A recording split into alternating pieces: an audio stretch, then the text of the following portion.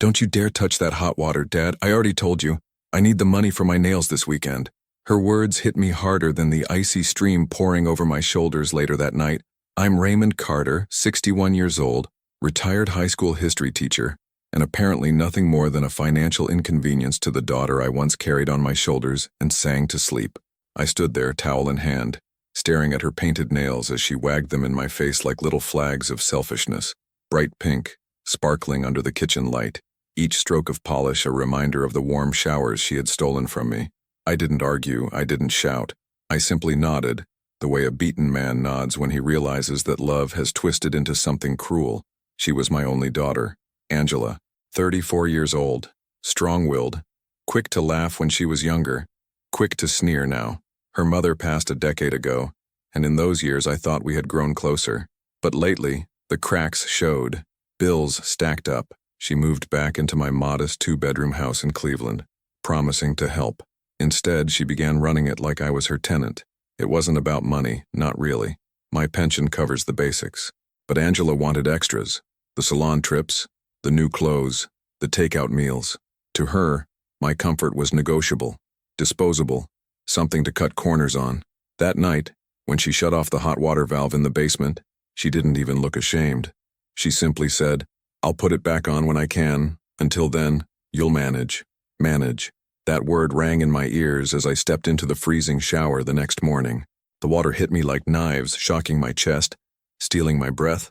My bones ached, my teeth chattered, and I thought of all the times I used to hold her hand in winter, warming her fingers between mine, promising I'd always keep her safe. Now she was the one watching me shiver, arms crossed, reminding me not to waste energy. I wanted to believe it was temporary, that she'd snap out of it, but the days turned into a week, and the week into 2. Each cold shower stripped something from me, my strength, my dignity, my health. I felt my chest tighten at night, a cough growing deeper, colder, until one morning I couldn't rise from the bed. I lay there, staring at the ceiling fan, realizing I was too weak to even argue anymore. That was the moment I knew. Angela's choices were no longer careless. They were cruel. She saw me as a burden, a wallet, a shadow in her way, and I was done pretending her cruelty was love. But I had a plan that no one, not even myself, could have predicted. Angela didn't call the ambulance right away. She stood in the doorway when she found me pale and gasping, clutching my blanket. Her first words weren't, "Are you okay?" but, "Dad, I told you to toughen up." I remember her voice, sharp, impatient, like I was a child faking illness to get out of chores. Only when my lips turned blue did she finally grab the phone. The paramedics rushed in, their voices professional but urgent. "Pneumonia," one muttered as they lifted me. "He's burning up." They wheeled me past Angela, who stood there with crossed arms and that same flawless manicure glinting under the hallway light. I caught her eyes for a second. No tears, no fear, just annoyance that her weekend plans might be ruined. At the hospital, they hooked me up to tubes, needles, and machines that beeped like tiny clocks counting down my strength. The doctor, a young man with a tired face, said plainly, "If you had waited another day, Mr. Carter, you might not be here to talk about it." I nodded, swallowing the lump in my throat. I wanted to tell him the truth, that I hadn't been given the choice, but shame silenced me. What kind of father admits his daughter nearly froze him to death over a manicure? Lying in that hospital bed, I thought back to warmer days, to the summers I spent mowing lawns to buy Angela her first bicycle, to the nights I sat in her room, flashlight in hand, reading stories when the power was out, to the way she clung to me when her mother's casket was lowered into the ground. Somewhere along the way, the girl who once whispered, "Daddy, don't ever leave me," had become the woman who left me to freeze. The bitterness burned hotter than the fever in my chest. It was no longer just about showers or money or even nails. It was about dignity. Mine. And I decided right there, between the IV drips and the pale hospital walls, that I would take it back. Looking back now, it was the exact second when revenge started breathing inside me. The hospital stay stretched into weeks. Angela visited rarely, always with that restless sigh, always checking her phone more than my face. She complained about bills, about the gas she spent driving to see me, about the inconvenience of it all. Once, she even muttered, "If you weren't so dramatic, Dad, we wouldn't be in this mess." But I was listening. Every word she dropped, every careless gesture, I tucked away like pieces of evidence. The nurses, kinder than blood, noticed her absence. One, a gray-haired woman named Judith, leaned close and whispered, "You deserve better than this, sweetheart." I nearly wept, not from pity but from the reminder that kindness still existed. When I was finally discharged, weak but alive, I returned to my house, and I saw it with new eyes. The dishes piled high in the sink weren't mine. The expensive clothes draped over the couch weren't mine. The credit card bills scattered on the table weren't mine. This wasn't a shared home, it was a conquest. Angela barely looked up when I walked in. "Good, you're back. Maybe now things can go back to normal." Normal, as if normal was me coughing under ice-cold water while she strutted around with perfect nails. I smiled faintly, but inside, a storm brewed. I almost stopped there. Almost. But what I did instead shocked even me. When I came home from the hospital, every breath felt like borrowed air. My chest rattled with each inhale. My steps were slow, but my mind had never been sharper. Angela thought she still held the reins, that I was the same docile father who would nod and obey. But pneumonia had burned something clean inside me. The weakness of my body hid the strength of my resolve. She was sprawled across the couch when I entered, one hand scrolling on her phone, the other draped lazily with a fresh coat of glossy red polish. "You're gonna need to start paying more toward groceries now, Dad. Hospital bills are expensive, and I can't cover everything." Cover everything. The words almost made me laugh. She hadn't paid a single hospital bill. My insurance, the one I had worked 30 years for, took care of that. But she wanted me to believe I owed her, that I was an anchor dragging her down. I looked at her, her perfect nails gleaming like small weapons, and said softly, "I'll take care of my own bills. Angela, don't worry." That softness fooled her. She smirked, satisfied, and went back to her phone. But inside me I knew her comfort had come at the price of my dignity, and that was a debt she would soon pay. I started small, silent, like a man planting seeds.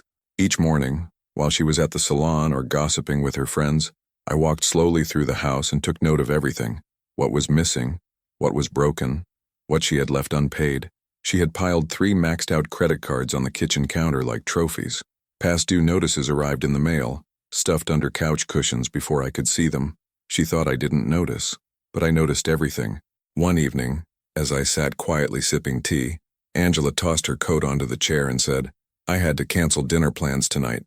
Guess why? Because you keep running the heat so high. The bills are insane. Maybe we should cut that off too." Her voice was laced with mockery, her eyes daring me to protest. I didn't. I just stared into my cup, letting the silence stretch. Inside, though, my plan sharpened. She wanted me cold, weak, dependent, but I would make her feel the chill of her own choices soon enough. That night, lying in bed, I whispered to myself, "I am not her prisoner. I am her father," and she forgot what that means. But I had a plan that no one, not even myself, could have predicted. The next week, Angela strutted into the kitchen, jingling keys. "Dad, I'm borrowing the car. I need to run some errands." Errands meant another manicure, another hair appointment, another pile of receipts I'd never see. The car, my car, had become her lifeline. Without it, she'd be stuck. I watched her leave, the engine fading into the distance, and I felt a spark of mischief. Old men are supposed to be predictable, harmless, but I wasn't harmless anymore. I called my friend Harold, a mechanic from the old neighborhood, and asked him to swing by. When he arrived, I explained in quiet tones, "I want the car checked, every detail, and while you're at it, I'd like you to change the locks on the garage." Harold raised an eyebrow, then grinned. "Teaching someone a lesson, Ray?" I didn't answer, but he saw the fire in my eyes. Angela came back hours later, arms heavy with shopping bags, nails gleaming like rubies. She tried the garage door. It didn't budge. She tried again, louder this time. Then she stormed inside. "What the hell's, Dad? The door's jammed." I looked up from my chair, calm as a winter lake. "I had the locks changed. From now on, you'll need my permission to use the car." Her face turned red, her nails clicking against the table. "Are you kidding me? I've been running all the errands, getting everything done, and this is how you thank me?" I sipped my tea, letting her words float uselessly in the air. "You'll adjust, Angela. You're good at that." She stormed off, slamming her bedroom door so hard a picture frame rattled from the wall. But for the first time in months, I felt warm, not from hot water, not from heat, but from the satisfaction of reclaiming something that was mine. Looking back now, it was the exact second when revenge started breathing louder inside me. Days passed, and Angela's frustration grew. She began muttering on the phone, complaining to friends about how controlling I'd become. I heard her use words like stubborn old man, dead weight, ruining my life. Each insult carved a deeper line in my heart, but I stayed silent, storing every wound, because silence is sharper than any blade when timed right. She tried new tactics. Dad, I need cash. Just a little. My card's maxed. I'm short myself, I answered, even though my savings were untouched. Dad, can you co-sign this loan? Just temporary? I don't think so. Dad, you're being selfish. Selfish. The same daughter who had left me coughing under cold water now dared to call me selfish. I almost laughed, but I kept my composure.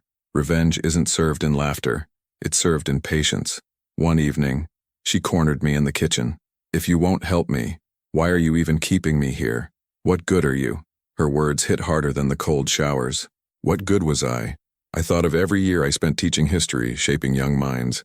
Every night I stayed up when she was sick. Every dollar I sacrificed so she could go to college. What good was I?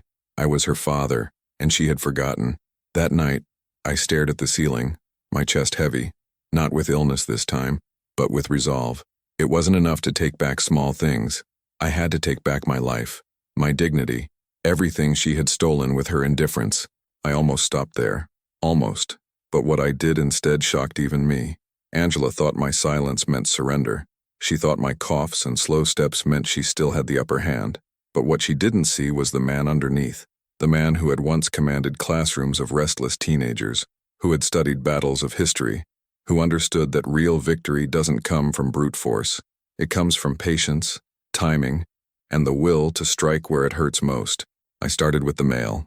Every morning, while she still slept late after her nights out, I picked up the envelopes before she could get to them. I sorted through the stack. Overdue utilities, credit card collections, warnings from the bank. She had been hiding them from me, stuffing them under cushions, shredding what she thought I wouldn't notice. But she couldn't hide them from me anymore. I tucked each letter neatly into a drawer in my study. Evidence.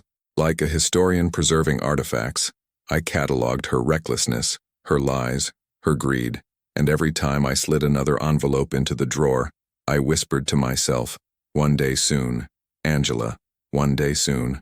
But I had a plan that no one, not even myself, could have predicted. One Saturday morning, she burst into the kitchen, her voice sharp. Dad, the water bill came. It's ridiculous. Were you sneaking hot showers behind my back? I looked up from my toast, calm. Angela, I haven't touched that valve since you shut it off, you know that. She waved the bill in my face. Then why's it so high? You need to cut back. No more long showers, even cold ones.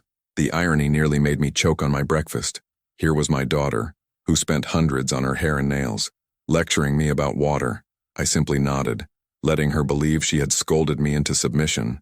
But inside, the fire spread wider. That afternoon, I shuffled down to the basement. My chest still ached. My legs were weak, but my hands were steady. I opened the old lockbox where I kept the house documents, the deed, the bank account records, the insurance papers. My name alone was printed on every line. Angela had moved back in but she had no claim, no authority. She was living on my roof out of my charity, and she had forgotten that. That night, while she laughed loudly on the phone in the living room, I sat in my study drafting letters, one to the bank, revoking her access to my joint account I had foolishly let her manage, one to the insurance company, updating my emergency contact from her name to my friend Harold's, and one more, to a lawyer I knew from church, requesting an appointment about adjusting my will. Angela thought she held the keys. Soon she would learn she didn't even have a door to walk through. The first crack appeared a week later. She came stomping into my study, face flushed, nails glittering under the light. Dad, my card was declined at the salon. Did you change something with the bank? I leaned back in my chair, folding my hands. I decided it was better if I handled my finances myself from now on. Her mouth opened, then snapped shut. You can't just, Dad, I've been taking care of things for months. How am I supposed to? I cut her off, my voice steady. You'll adjust, Angela. You're good at that. It was the same line I'd used about the car, and I watched it land like a slap across her pride. Her eyes darted, her nails clicked against the desk, but she said nothing more. She stormed out, and I heard her bedroom door slam once again. That sound had once made me flinch. Now it made me smile. Looking back now, it was the exact second when revenge started to feel real, solid, alive in my hands. The next phase of my plan came by chance. I was at church one Sunday, moving slower than I used to, but still present, still dressed in my best suit. After service, an old friend, Mrs. Johnson, leaned in and whispered, "Raymond, we've missed you at the Wednesday socials. Everything all right at home?" For a moment, I considered brushing it off. But then I realized something. Silence had served me in my house, but beyond those walls the truth could serve me better. So I told her, in low, careful tones, that Angela had been going through things, and that life at home had been challenging. Mrs. Johnson's eyes widened with that mix of pity and outrage only churchwomen carry. "That girl of yours better be careful. Folks talk." And that's when it hit me.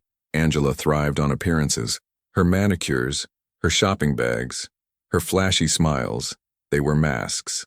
If the community saw through them, if people began to whisper, her kingdom of vanity would crumble. That Wednesday, I made sure to attend the social. I sat at the round table, sipping lemonade, and when someone asked how Angela was, I sighed softly. "She's struggling. She doesn't quite understand responsibility yet, but I keep her in my prayers." I didn't lie. I simply left space for the truth to bloom on its own, and bloom it did. Within days the whispers spread. At the market, I overheard two women clucking about "that Carter girl," living off her father. At the barber shop, one man shook his head and said, "A shame after all he did for her." Angela didn't notice at first, but whispers have a way of traveling faster than footsteps, and soon she did. She confronted me one evening, her voice sharp with panic. "Dad, did you say something to people at church? Everyone's acting weird toward me." I folded my newspaper slowly. "I only said you were struggling a little," which is true. Her nails tapped against the table. Faster now.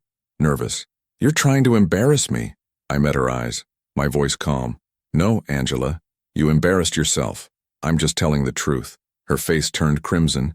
For the first time, I saw something in her eyes. Not defiance, not arrogance, but fear. The fear of losing the image she had worked so hard to polish, just like those nails she guarded so fiercely. That night, as she paced in her room, I lay in mine, the cough still rattling but my spirit stronger than it had been in years. I almost stopped there, almost, but what I did instead shocked even me. Angela had always lived for appearances. For her, life was a stage, and she was the star with freshly painted nails and a loud laugh that made heads turn. But every star dims when the truth seeps in through the cracks, and I had started to pull at those cracks one by one. The whispers grew louder. At church, people no longer greeted Angela with admiration but with tight smiles and quick glances. At the grocery store, I caught neighbors lowering their voices when she passed. She noticed. Her shoulders stiffened, her lips pressed into thin lines, and her nails, always flawless, began to chip at the edges. One evening, she burst into the kitchen, her voice sharp and trembling. "Dad, people are saying things, that I'm taking advantage of you, that I'm ungrateful." "Did you tell them that?" I stirred my tea slowly, letting the spoon clink against the cup. "I told them you were struggling, Angela, that you've been having a hard time." Nothing more. Her hands shook as she slammed them on the table. "You made me look like a fool." I lifted my eyes and let silence do the work. In that silence, she saw what I wanted her to see. The father who had endured her cruelty, who had survived her cold showers, who was no longer afraid. Looking back now, it was the exact second when she realized her power was slipping through her fingers. The next blow came from her own carelessness. A bill collector called the house one afternoon, his voice stern through the crackling line. "This is an attempt to collect a debt from Ms. Angela Carter. Is she available?" I glanced at the phone resting in my palm. For a moment, I considered lying. Then I thought better. "This is her father," I said calmly. "She doesn't live here anymore." The man paused, then continued. "She listed this address. If she cannot pay, we will pursue legal action." When Angela came home, I relayed the message with a softness that cut sharper than anger. "They're looking for you, Angela. Seems your debts have caught up." She froze, her bags dangling from her arms. For once, she didn't snap back. She didn't curse or accuse. She simply stood there, her painted nails trembling against the handles of her shopping bags. That was when I knew I had her attention. But I wasn't finished. My plan wasn't just about teaching her a lesson. It was about reclaiming every piece of dignity she had tried to strip away from me, and to do that, I had to make her feel what I had felt, the humiliation of being powerless in your own home. So I invited company, old friends from the neighborhood, church members, even Harold the mechanic. I told them I was hosting a small dinner, a way to thank them for their support after my illness. Angela scoffed when I mentioned it. "What's the point? We can't afford a dinner party." But I cooked myself. Simple dishes, nothing extravagant. Roast chicken, cornbread, green beans, peach cobbler. The kind of meal that fills not just stomachs but souls. And when my guests arrived, I welcomed them with warmth. Angela, however, was unprepared. She stumbled out of her room, hair unkempt, nails chipped, no new dress to flaunt. The whispers she feared most gathered around her like shadows. "Mrs. Johnson leaned across the table, her voice kind but cutting. "Angela, your father is a strong man, recovering so well after being so sick. You must be proud to take such good care of him." Angela forced a smile, but her eyes darted to me, pleading for rescue. I didn't rescue her. I simply said, "She's adjusting. Responsibility isn't easy." The table went quiet, the weight of my words hanging heavy in the air. Angela's cheeks burned crimson, and she excused herself, muttering about a headache. The guests exchanged knowing glances. My silence had once again done the work. That night, as I cleared the dishes, I whispered to myself, "She made me cold. Now she will know what cold feels like." But I had a plan that no one, not even myself, could have predicted. Angela's desperation grew. She stopped going to the salon as often, stopped buying new clothes. The car sat unused in the garage, the locks still under my control. She began pacing the house like a caged animal, muttering under her breath, slamming doors without reason. One morning, she cornered me in the hallway, her eyes bloodshot. "Dad, this has gone too far. People are talking. The bills are piling up and I can't take it anymore. You have to help me." I leaned on my cane, meeting her gaze. "I helped you your whole life, Angela, but when I needed you, you left me in the cold." Literally. Her face twisted, shame and anger battling for dominance. "I didn't mean—" "Yes, you did," I interrupted, my voice firm. "You meant every word when you told me to toughen up. You meant it when you cut off the hot water for a manicure. You meant it when you looked at me like I was a burden. Now you get to live with the meaning of your choices."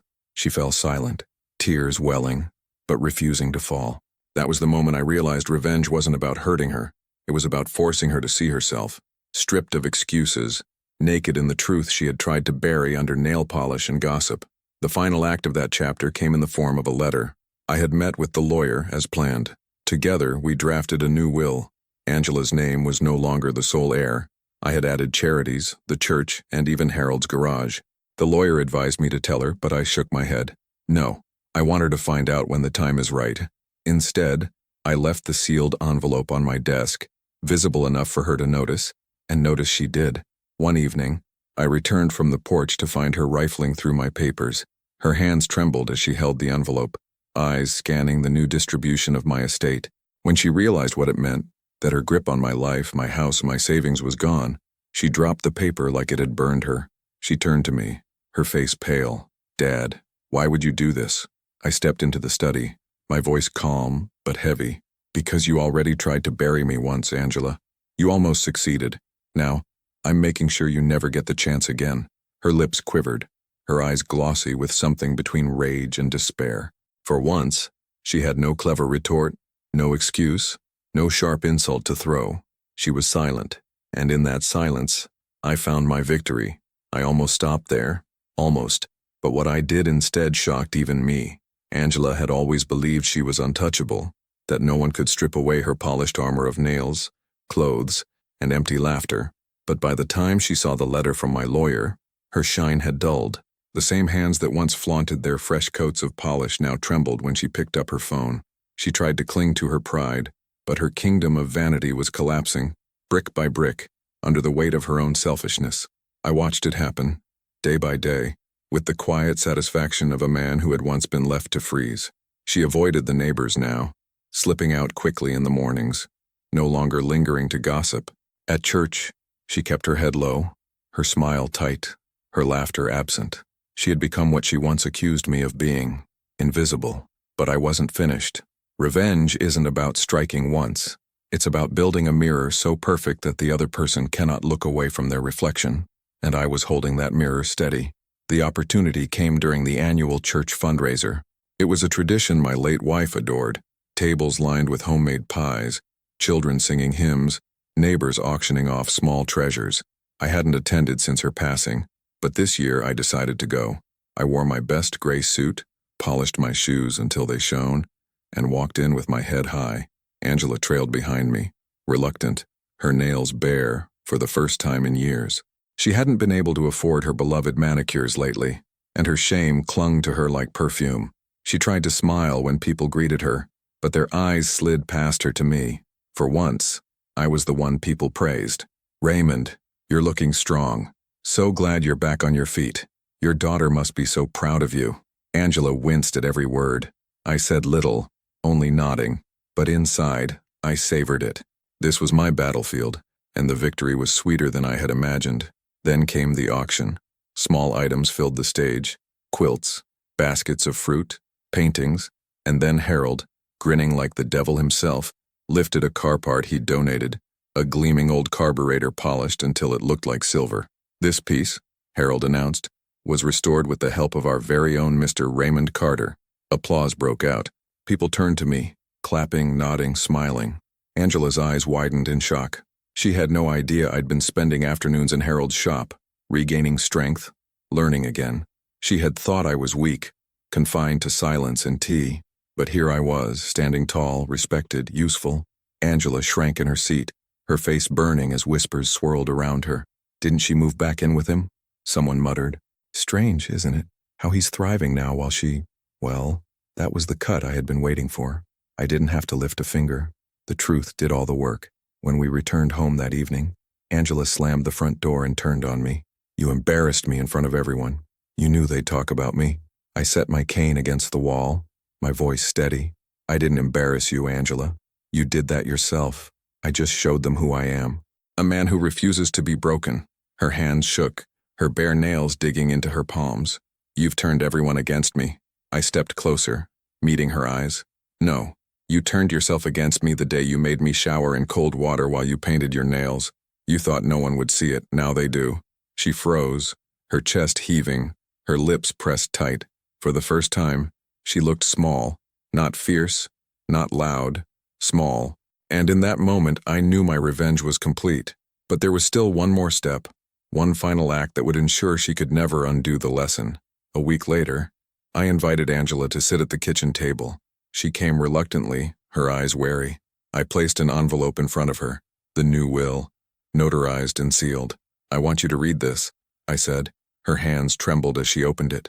Her eyes scanned the words, her face growing paler with each line. Finally, she looked up, her voice cracking. "You cut me out. You left me nothing."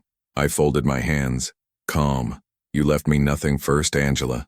When you shut off the hot water, when you watched me shiver, when you let me fall sick, you showed me how little I mattered to you. This will is my answer. It's not punishment. It's protection. Protection from you." Tears welled in her eyes, finally spilling down her cheeks. "Dad, please. I didn't mean for it to go that far. I was just selfish." The sound of her sobs might have once broken me. Years ago, I would have rushed to comfort her, to tell her it was okay, but not this time. I had been through the fire and the ice, and I was done bending. "I know you were selfish," I said softly, "and now you know what it feels like to lose." She lowered her head, her shoulders shaking. For the first time in years, Angela was silent, and in that silence, I found not just revenge but peace. Looking back now, it was the exact second when I realized revenge wasn't about cruelty. It was about balance. She had taken too much, and I had finally taken it back. Neighbors still whisper about that time, about how the proud woman with polished nails lost her shine, and how her old father walked taller than ever. Sometimes I hear them, sometimes they even ask me if I regret it. I smile faintly and say, "No, she taught me the cold. I taught her the truth, and that truth is what warms me every single day." I almost stopped there, almost, but what I did instead shocked even me. Angela no longer stormed through the house. The angry footsteps, the slamming doors, the sound of her nails clicking against the countertop, all of it vanished. In its place was something quieter, heavier, She moved like a shadow through the halls, no longer adorned with polish or perfume. The house that once echoed with her sharp voice now held only the faint rhythm of her sighs. It was a strange reversal.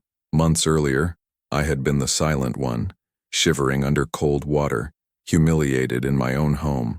I had been the one gasping for air in the hospital bed, staring at ceilings and wondering if my daughter's cruelty would kill me. Now she was the one pacing, sleepless, hunched by shame. I should have pitied her. A part of me, the old father in me, wanted to. But pity is a luxury for those who haven't tasted humiliation. Pity is a kindness for those who haven't been left to freeze. I had been frozen, nearly to death, and I had clawed my way back. I wasn't about to undo everything with a moment of weakness. I began to live again, truly live, in ways Angela couldn't have imagined. My mornings were slower, but filled with purpose. I would sit on the porch with my tea, the sun painting the sky orange over Cleveland, and watch neighbors wave as they passed. "Morning, Mr. Carter," they'd call. Their respect was no longer just politeness, it was recognition. They had seen me stand back up. At Harold's shop, I found a second youth, the smell of oil and steel, the clink of wrenches against bolts, the low hum of engines.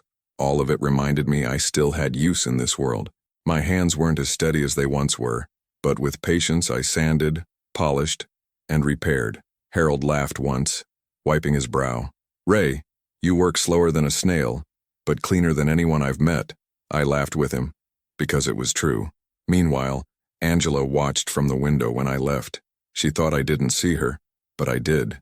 The pale face behind the curtain, the jealousy in her eyes. She saw me growing stronger, more respected, while she shrank into silence.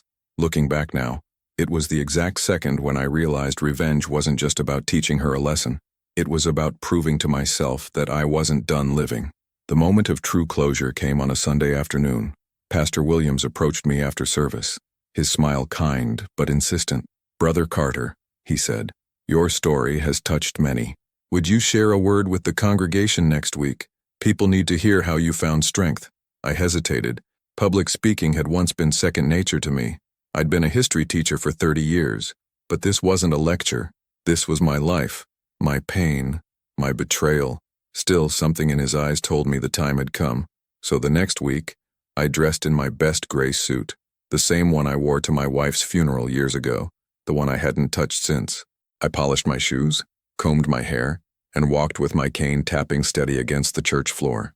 Angela followed behind me, reluctant, her shoulders curved inward. The sanctuary was filled. Wooden pews creaked under familiar faces, hymns lingered in the air, and sunlight streamed through stained glass, scattering colors across the walls. When Pastor Williams called my name, I rose slowly, each step measured, each breath calm. I looked out at the sea of faces. Some were smiling, others curious, and in the very back Angela sat, small and bare, her nails unpainted, her pride stripped. I cleared my throat, the microphone catching every sound. "Some of you know bits and pieces of my story. You've heard whispers, maybe half-truths, but let me tell you the whole thing. Months ago, I was left cold in my own house. Not metaphorically, literally. The hot water was cut off. I was told I didn't deserve it. That money was better spent elsewhere, on things that sparkle but do not last. And I nearly died from it." Gasps rippled through the crowd. Eyes flickered toward Angela. She shifted in her seat but didn't move. "I survived," I continued, my voice steady. "But survival isn't the end of a story. Survival is the beginning. I learned something in that cold water, that love without respect is cruelty, and silence in the face of cruelty is surrender. I had surrendered for too long. I thought I was keeping peace, but I was really feeding injustice. The sanctuary was silent now, heavy with the weight of truth. "I stand before you not as a victim," I said firmly, "but as a man who took back his dignity. And if there's one thing I want to leave with you, it's this. Never let anyone, dim your worth, not even the ones you love most. Because dignity, once lost, can still be taken back." When I finished, the church rose to its feet. Applause thundered through the sanctuary, not polite but genuine, heartfelt. Hands reached out to touch mine. Voices whispered blessings. For the first time in years, I felt seen, not as a burden, not as an old man, but as Raymond Carter. In the back, Angela sat frozen. Her cheeks were wet, though whether from anger or shame I couldn't tell. She did not stand. She did not clap. She simply stared at the floor. That evening, back at the house, she finally broke. "Dad," her voice cracked as she stood in the doorway of the kitchen. "They all hate me now. Everyone at church, the neighbors, they all think I'm a monster." I didn't look up from my tea. "They don't hate you, Angela. They just see you clearly. That's harder than hatred." She stepped closer, her eyes red. "I never meant for it to go that far. I was selfish. Yes, stupid. But I didn't want you to almost die." I set my cup down slowly and looked at her. "Intentions don't keep a man warm. Actions do. And your actions left me cold." Tears slid down her cheeks. She reached for my hand, but I pulled it back. "I gave you my hand for 34 years, Angela. You let it go the day you turned that valve." She crumpled into a chair, sobbing, and for the first time, I didn't move to comfort her. My revenge was complete, not because she was crying, but because I no longer felt the need to rescue her. I was free. Weeks passed. Angela changed, but slowly. She began cooking dinners, small attempts at redemption, beans, rice, chicken. She offered to drive me places, though I rarely said yes. She returned to church, this time sitting quietly, no longer the center of gossip, no longer flashing her nails. Some neighbors forgave her, others did not. That was her burden to carry. For me, forgiveness was a question I carried like a stone in my pocket, heavy, constant, but not always painful. Some days I thought I might give it. Other days, I remembered the sting of cold water on my back, the way my lungs fought for air, and I decided forgiveness could wait. But one truth remained. I had taken back my life. That was enough. Looking back now, I realized pneumonia was not my enemy. Angela's cruelty was not even my greatest enemy. My enemy was silence. The silence that kept me nodding instead of speaking, enduring instead of demanding, freezing instead of fighting.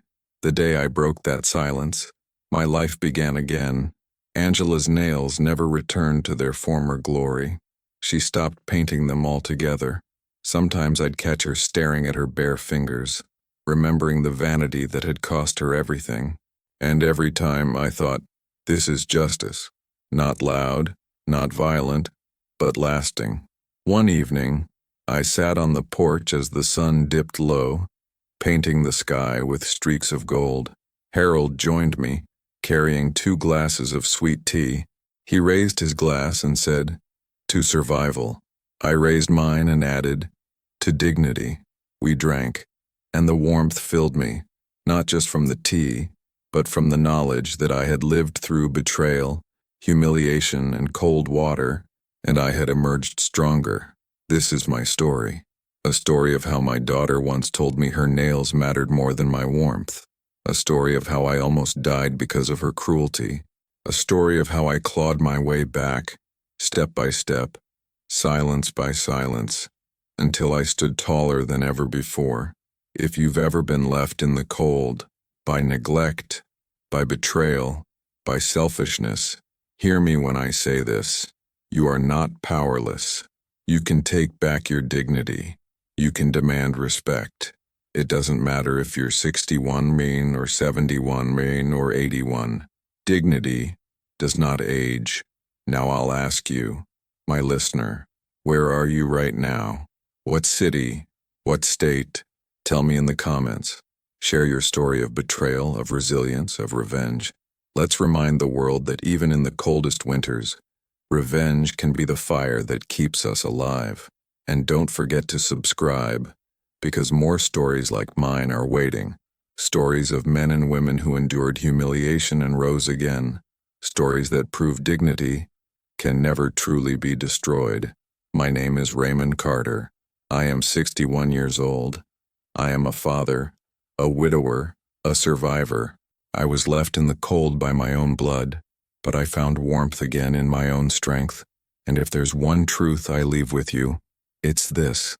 No manicure, no vanity, no selfish act can strip a man of his worth unless he lets it. I did not let it, and neither should you.